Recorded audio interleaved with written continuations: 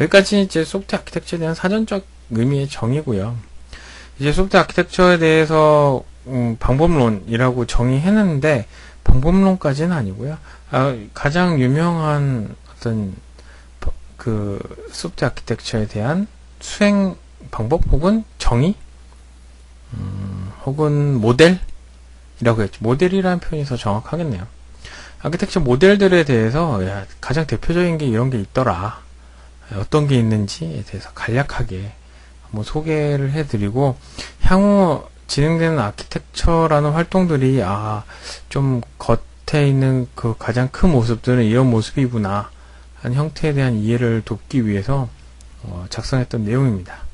그래서 들어가게 되면은 IEEE의 1471의 그 2000 시리즈가 있어요. 요거는 뭐 아실 분들은 다 아시겠지만 이 시리즈는 아키텍처라는 게 어떤 것인지를 대한 정의를 한 겁니다.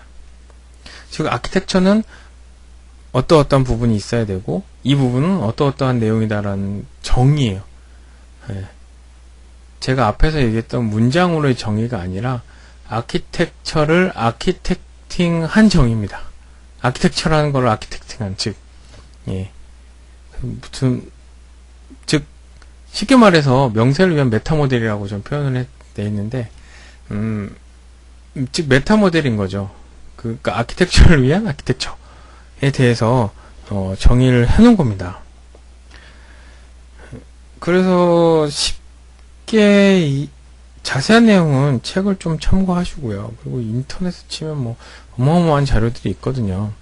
그래서 그림 1.1을 즉 13페이지에 1.1을 좀 보시면서 간단하게 말씀드리면은 각각의 네모 항목에 대한 정의가 다른 항목들과 어떤 연관관계를 가지면서 정의되어야 하느냐에 대해서 나타나 있죠.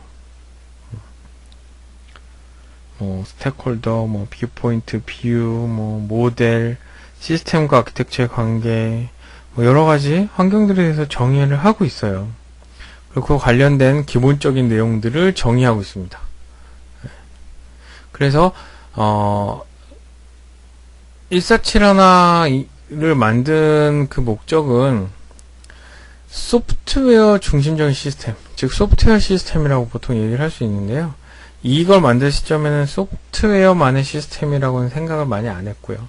어쨌든 소프트웨어가 좀 더 가중치가 있는 시스템일 경우에 아키텍처의 어떤 행위들을 표준화 해가지고 이를 가지고 의사소통할 수 있게 아키텍처라는 게 소프트웨어 아키텍처라는 게 이런 것이다 라는 국제 표준으로 정의를 해놓은 것이죠. 모든 사람들과 의사소통을 쉽게 할 수 있도록.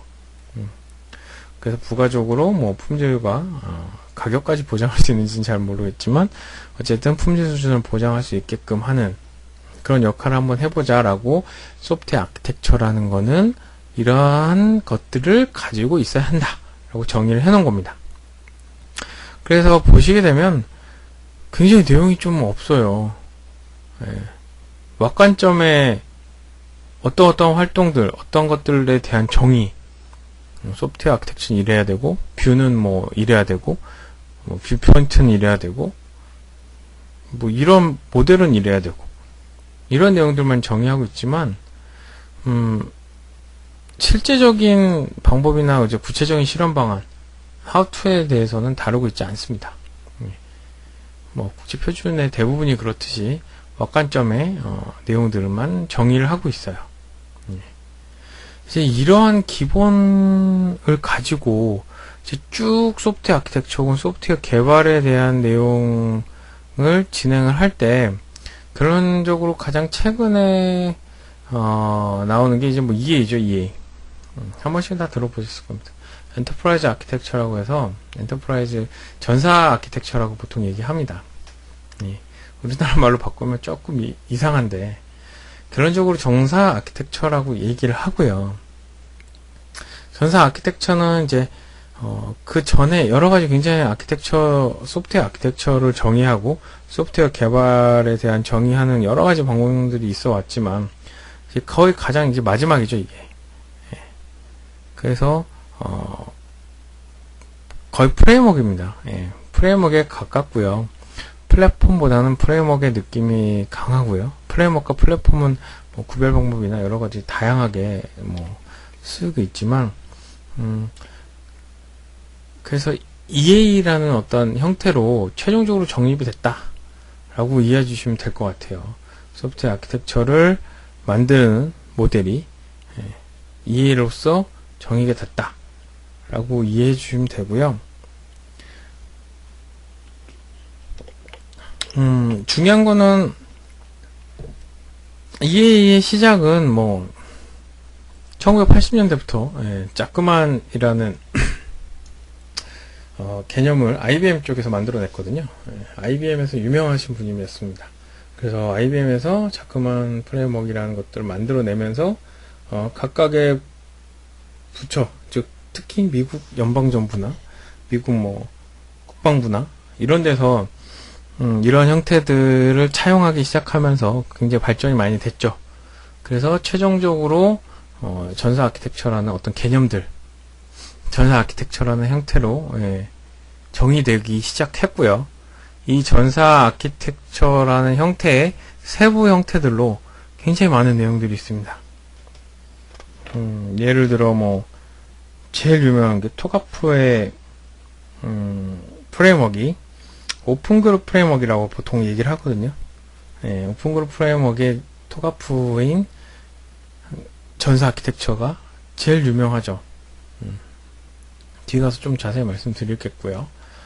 그래서 결론적으로 EA는 비즈니스 영역이 굉장히 많이 강조됩니다. 예전에는 어플리케이션 영역이라든지 데이터 영역만 강조를 했다면은 EA는 전체적인 비즈니스 영역과 기술적 영역 뭐 이런 것들을 굉장히 강조하는 그런 시스템으로 되어 있고요.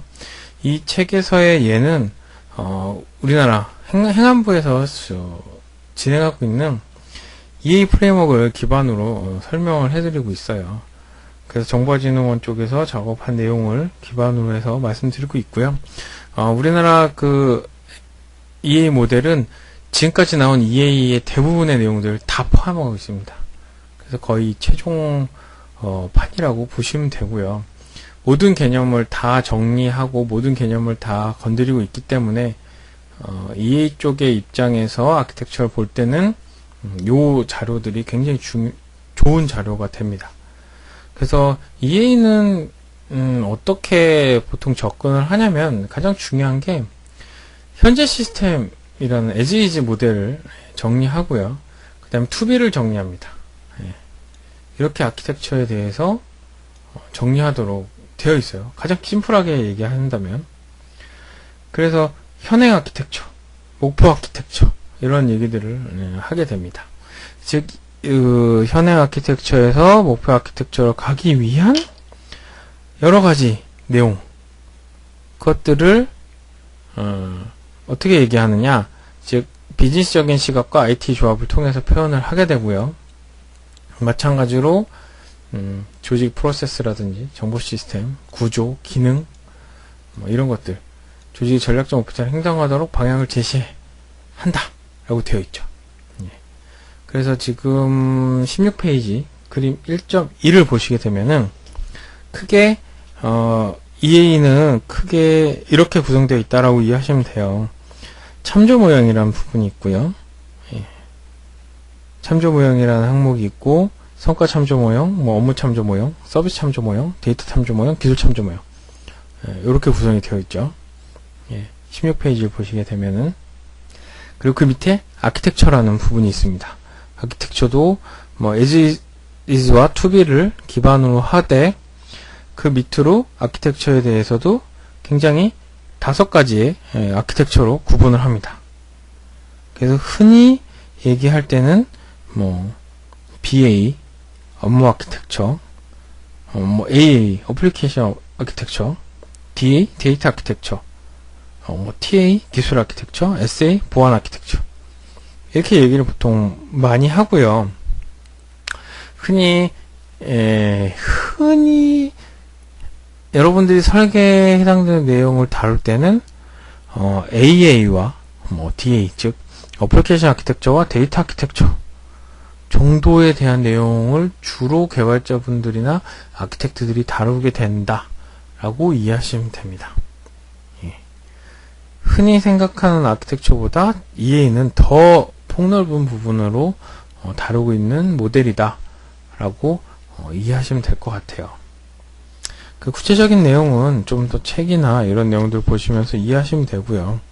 그래서 전사 아키텍처는 비즈니스적인 내용과 즉 기술 개발에 대한 내용이 합쳐져서 결론적으로 하나의 전체 소프트웨어 개발의 전반 부분을 비즈니스 포함한 영역까지도 다루고 있는 그런 모델이다 라고 이해를 하시면 되고요. 이런 모델들을 기반으로 해서 이제 실제 구체적인 구현 사례, 구체적인 구현 사례로 얘기할 수 있는 게 이제 토가프라고 하는 오픈소스 그룹의 EA 세부 방법론이라고 이해하시면 됩니다. 예. 정확히 뭐 세부 방법론이란 말이 맞지는 않는데요. 이렇게 실제로 특정 도메인이라든지 특정 영역에서 적용하게끔 실무적인 내용들을 잘 정리해 놓은 모델이다 라고 이해하시면 됩니다. 이런 모델들은 토가프 외에 굉장히 많이 있습니다. 예. 즉, 뭐, IBM 자그마한 프레임워크부터 시작해서 미연방정부 프레임워크, 뭐 재무부 프레임워크, 국방성 프레임워크, 그리고 한국에 또 뭐 당연히 범정부 프레임워크도 있고요. 뭐 표준연구소, 국방성, 미국 예산관리처, 뭐 미국 CIO, 뭐 이런 기타 등등 일본도 있고요. 이런 정부 프레임워크 이런 것들로 구체화된 어떠한 형태들로 도출이 되는 거죠. 그래서 EA라는 전체적인 어떤 개념적인 그런 모델 하에 그 모델들을 실제로 세부적으로 각 도메인에 맞게끔 혹은 자기들만의 특성을 반영을 해서 만들어내는 하부 모델이라고 할 수 있는 부분들이 토가프를 필두로 해서 다른 기타 여러 가지 연방정부 프레임워크라든지 한국의 이 범정부 프레임워크라든지 뭐 이런 부분들이 이런 토가프에 해당되는 내용이라고 보시면 됩니다. 그래서 대표적으로 말씀드렸고요. 뭐 국방성 뭐 DoD 뭐 잘 아시죠? 예, DoD에서 개발한 내용들 기반으로 해서 결국 확장 버전으로 토가프가 만들어지고 있고요.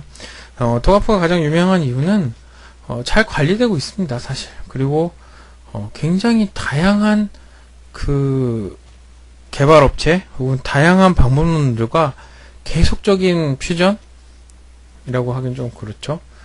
계속적인 협동을 통해서 그런 기술들을 계속 업데이트해서 현재 모델에 반영하고 또 반영하고 뭐 이런 식으로 계속 업데이트를 해왔어요.